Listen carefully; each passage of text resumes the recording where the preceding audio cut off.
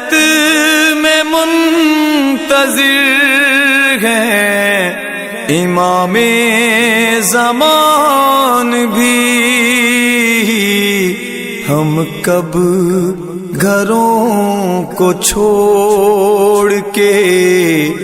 مقتل سجائیں گے۔ شخص روایت بیان ہوتی ہے تحفۃ العقول کے اندر کہ مولا کائنات حضرت علی ابن ابی طالب علیہ السلام اللہم صلی علی محمد و آل محمد، امام کمیل سے کہتے ہیں کہ کمیل، اگر دنیا میں اللہ نبی نہ بھیجے اور مومن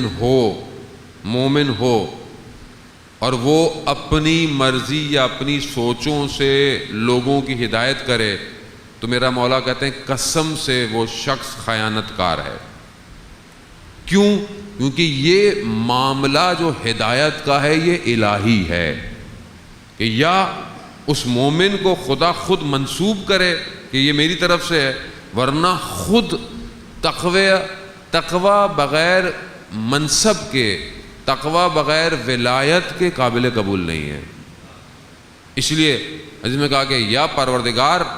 رسول بھیجتا ہے یا نبی بھیجتا ہے یا امام بھیجتا ہے، یعنی یہ۔ اور آج ہم جس دور کے اندر ہیں خوب رسول نہیں ہے، نبی نہیں ہے، مگر امام ہے، امام موجود ہے، وہ مجھے اور آپ کو نظر نہیں آتا ہے امام، میری آنکھوں پہ غفلت ہے، میرے اپنے گناہ ہیں جو میرے وقت کے امام کو نہیں دیکھ رہے۔ ہمارے استاد نے ایک شخص کا واقعہ بیان کیا کہ حج پر گیا ہوا تھا، 7ویں 8ویں حج سے 1-2 دن پہلے کی بات ہے، کہتا ہے میں مسجد حرام کی طرف جا رہا تھا تو میں جب صبح دیکھا تو میں نے دیکھا کہ پوری گلیاں خالی ہیں، اور میں بہت تعجب کیا کہ اس وقت تو لوگوں کو مکہ میں ہونا چاہیے تھا، ابھی تو وہاں نہیں جاتے آگے کی طرف، ابھی ہونا چاہیے تھا۔ تو میں بہت پریشان ہوا کہ مجھے کوئی نظر نہیں آ رہا۔ مجھے دور سے ایک شخص نظر آیا جس نے نقاب پہنا ہوا تھا، تو میں نے کہا کہ یہ قریب آئے تو میں ان سے پوچھوں کہ لوگ کہاں چلے گئے، مگر جیسے ہی وہ شخص قریب آتا گیا میرے بدن میں اس شخص کی ہیبت بڑھتی چلی گئی، اور ایسا لگا کہ شاید میں کچھ پوچھ نہیں پاؤں گا۔ اس شخص نے میرے قریب آ کر اپنے نقاب کو ہٹایا، بس میں نے اسے دیکھا تھا اور تھوڑی دیر بعد وہ غائب ہو گیا، اور دیکھا کہ لوگ میرے آس پاس چل رہے ہیں۔ تو عالم دین نے اس شخص سے پوچھا کہ تم نے کیا دعا مانگی تھی خانہ کعبہ کو دیکھ کر پہلی دفعہ؟ کہا میں نے کہا تھا اللہم ارنی طلعت الرشیدہ، کہ پروردگار وہ مجھے درشندہ چہرہ دکھا، اور وہ امام زمانہ ہے۔ تو عالم کہتے ہیں کاش تم نے خدا سے یہ بھی مانگا ہوتا کہ مجھے کلام کرنے کی توفیق بھی عطا کرتے، لیکن کیا یہ خواہش ہے میرے وجود میں؟